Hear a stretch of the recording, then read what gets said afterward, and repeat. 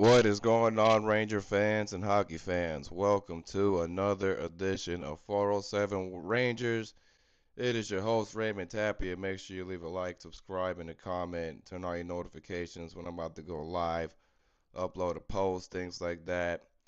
Well, if you want me to be honest, am I happy about this win? Yeah, sure, but this win don't impress me too much because like the current abysmal that was never ending for the Rangers is the reason why. Like the win is good, but it's like, well, it would have been nice if you would have gotten some of those wins those past couple of games instead of looking like an absolute disaster. Like, I don't even know what to say. I mean, what saved the Rangers today, honestly, is the Flyers goaltending. That goaltending tandem they got going on right now, it is just woof. Like it was horrendous. Like we're gonna get to the stats soon about that game when and the goaltending from the Flyers end, cause it was pretty bad. I thought the Rangers were bad at goaltending today. No, the Flyers somehow got. I'm like, wait, what? How's that possible? But all in all, everybody did do their part because, I don't think no one expected the Rangers to play good at all. Like, the bar was set extremely low because everybody thought, like, these guys were going to still be checked out, continue their BS because they got their whole trade memo, and now, like, they just don't want to play good anymore. However, they somehow did, so hey, more power to you guys because now you're increasing your trade value, so we'll take it. But anywho, I'll give you guys the breakdown of the stats. Look at that. We can finally break down stats for once instead of having to go on a full blown rant. It's been a while since I had to break down stats on what happened in the game. Now, as far as the Rangers, they actually did pretty good today, driving to the net and keeping the puck into their blue zone, and also playing physical as well, and winning in the puck battles. As far as the Flyers, like they did start off like with the first goal, but in the first period they were able to keep up. But in the second period is when things started to go downhill for them, and like at that point they were just playing out of frustration. So the Rangers took all the advantage of that, and it's like, well, this is how they treat you guys every time. So if you're gonna be playing like this until the deadline happens, we better see this energy every time because like I said, guys, I am not impressed with this win because it's like they were tricking us and fooling us the whole entire time. And they're like, haha, look, we can play hockey. We actually get paid enough to do this. And you guys got fooled again. And like, here we are. Here we are. So a win is a win.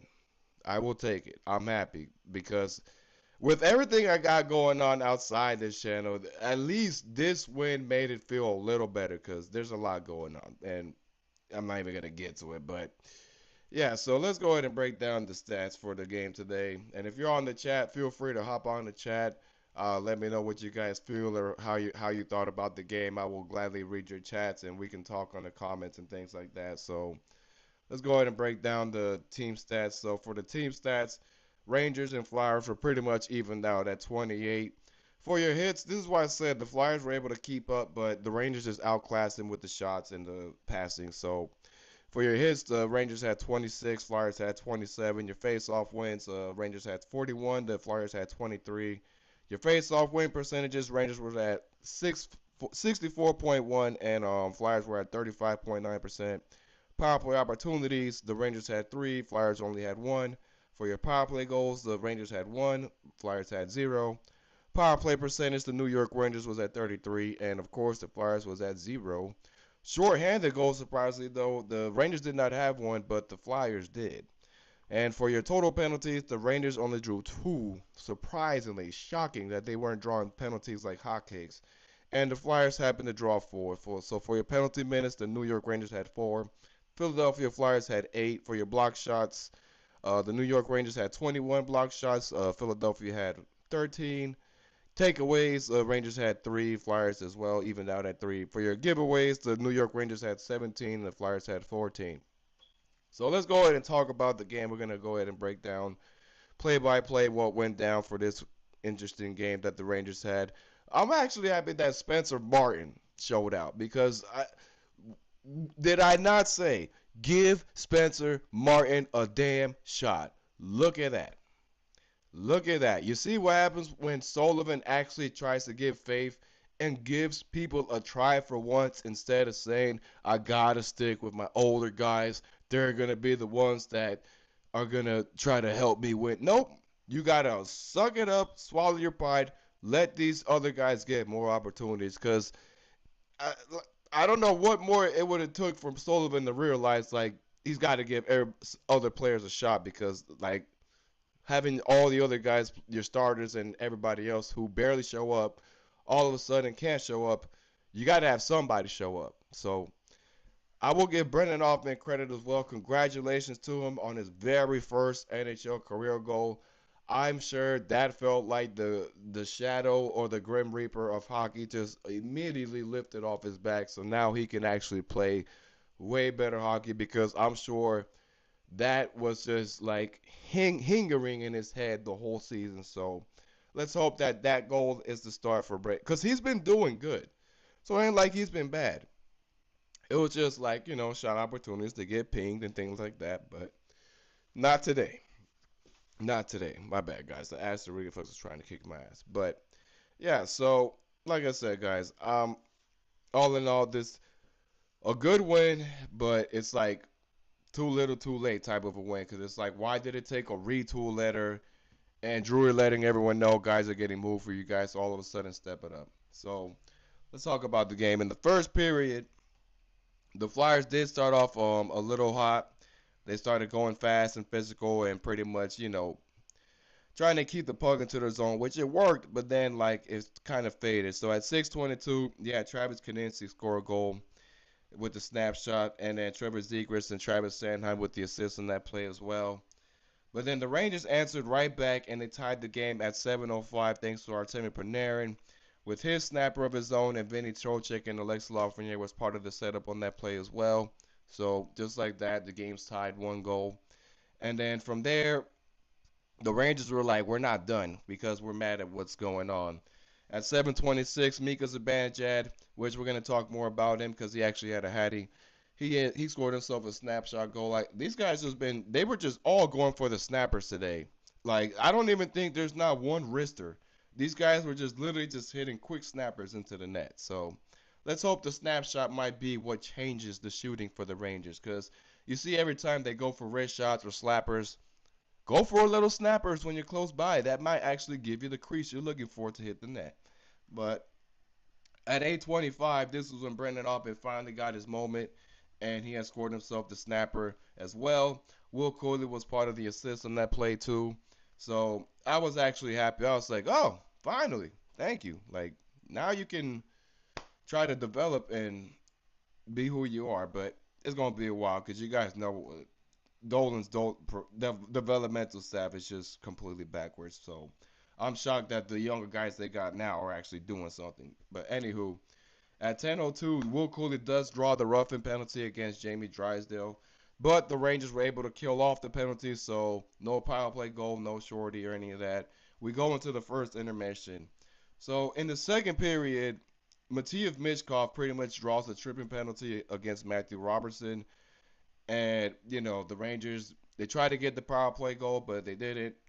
Flyers were able to kill it off. However, they were right back in the penalty kill at 3:44 thanks to Samuel Ersson shooting the puck over the glass, and that caused a delayed game and pretty much served by Matiev Michkov, which I don't even know what happened to Michkov because, man, he was showing like light last year, but this year it's like he just disappeared.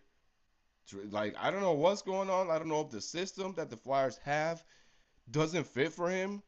But man, if you're a Flyers fan, you ought to be like in shock how much Mishkov has regressed, and he's still young, so it ain't like he's washed like a Lafreniere type of situation. No, he still has time to develop. So it's just crazy to me that Mishkov just like kind of disappeared. But anywho, so the Rangers are in the power play situation at 5:38. Mika Zibanejad happens to hit the snapper, so that goes for a second goal. Artemi Panarin had the assist and Vinny Trocheck as well, which how cute. All three of these guys are all of a sudden going to play good hockey because this is their last time playing with each other. And once again, at 8:25, this was when Mika Zibanejad got his hat trick. Mika Zibanejad hits another snapper. All three, I think all three of me, yeah.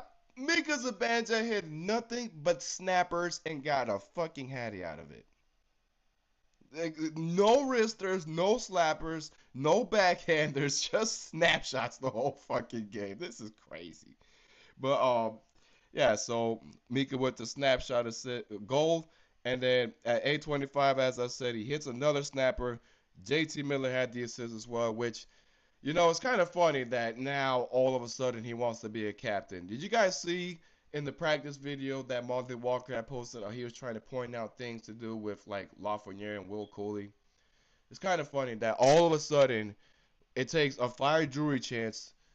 The every New York media talking about this team and then some, and Drury sending a letter for JT Miller to finally be like, here, I'll show you guys I can be somewhat of a captain. Hey, you still got to prove us wrong. Prove me wrong, because that's not enough. It's not enough. It's a little bit of a start, but you're going to need more than that to make any fan feel like you can be a captain. So, Miller had 2 assists today, so I will give him that. And Scott Morrow as well. This is why I said I hate when Sullivan does not even let this guy play, because how ironic is it? Every time Scott Morrow's on the ice, he actually produces or gains a point out of it. But no, Sullivan's like, go back to Hartford. And you guys already, like, I can tell you right now, the stories I've heard from some, like, other NHL guys that have been to Hartford, that played there, it's like, it's not fun. It's like a dungeon over there. It's literally hell. That's why, like, when it comes to the GM situation, Dolan's gonna need to do more than that. If he wants to even like have great prospects, he better clean up Hartford. So anywho, at 9:12, Emil Andre does draw the roughing penalty against Brennan Othmann, and of course Rangers couldn't get a power play there.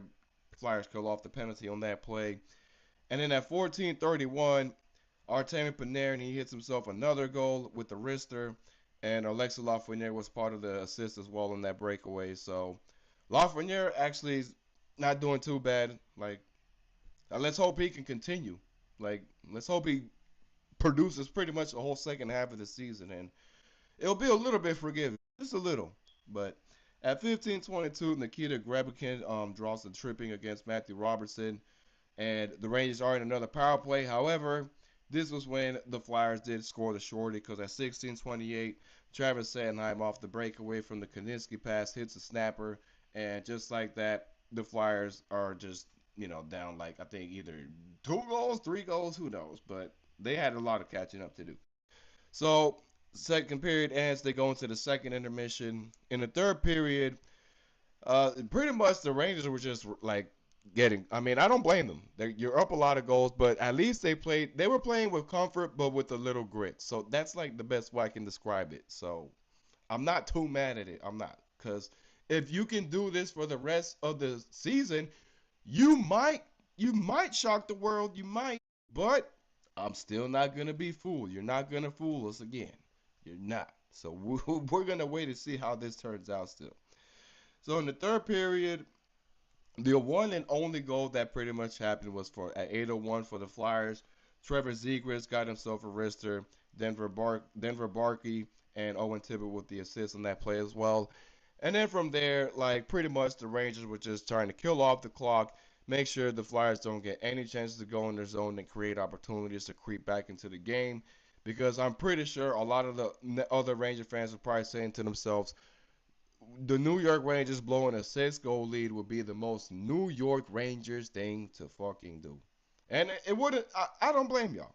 Because I had the same expectation. I was like, you're up 3 goals, but I don't trust it. I don't. Because I know you guys are really good at blowing leads. However, they managed to pull off and maintain the lead. So more power to the New York Rangers for that at least.